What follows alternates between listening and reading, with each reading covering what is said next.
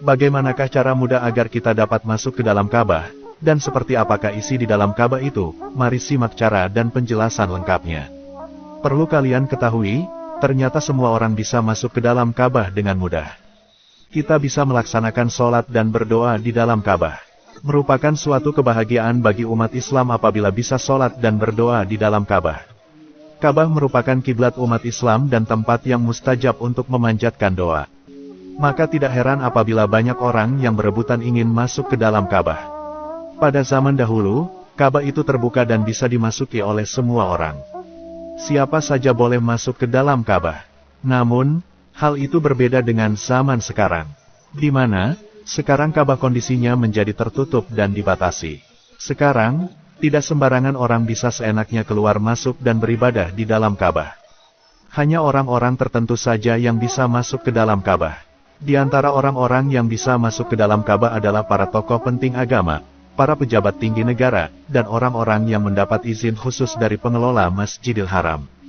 Namun meskipun begitu, ternyata masih ada kesempatan bagi kita untuk bisa masuk ke dalam Ka'bah dengan mudah. Salah satunya adalah dengan memasuki Hijr Ismail.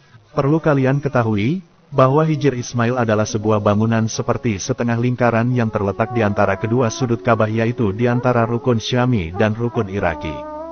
Bagian Hijr Ismail ditandai dengan bangunan pagar tembok setengah lingkaran yang berada di sebelah utara Ka'bah.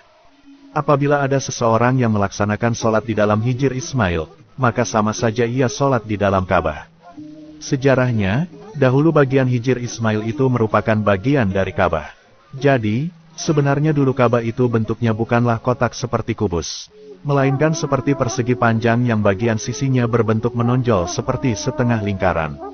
Sejarahnya, dahulu ketika bangunan Ka'bah mengalami kerusakan, maka kaum Quraisy sebagai pengelola Ka'bah hendak membangunnya kembali. Mereka pun mengumpulkan iuran uang halal mereka untuk merenovasi Ka'bah. Dalam pembangunan Ka'bah kala itu tidak boleh ada yang menggunakan uang riba, menipu, dan uang haram lainnya. Setelah terkumpul, ternyata uang halal mereka tidak cukup untuk membangun semua bentuk Ka'bah. Akhirnya, mereka hanya bisa membangun sampai bentuk kotak atau kubus saja dan Hijr Ismail berada di luar bangunan kubus itu. Namun meskipun begitu, status Hijr Ismail itu masih tetap menjadi bagian dari Ka'bah. Hal ini sesuai dengan keterangan di dalam sebuah hadis. Dahulu, Siti Aisyah radhiyallahu anha pernah berkata, "Dulu aku ingin sekali masuk ke Baitullah dan sholat di dalamnya. Maka, Rasulullah Shallallahu Alaihi Wasallam menarik tanganku dan membawaku masuk ke dalam Hijr Ismail sambil berkata, jika engkau ingin masuk ke dalam Ka'bah, maka sholatlah di sini di Hijr Ismail. Karena, ini adalah bagian dari Ka'bah. Kaummu menguranginya saat membangunnya kembali." Hadis riwayat An-Nasai. Sekarang, cara masuk ke dalam Hijr Ismail pun bisa dilakukan oleh semua orang.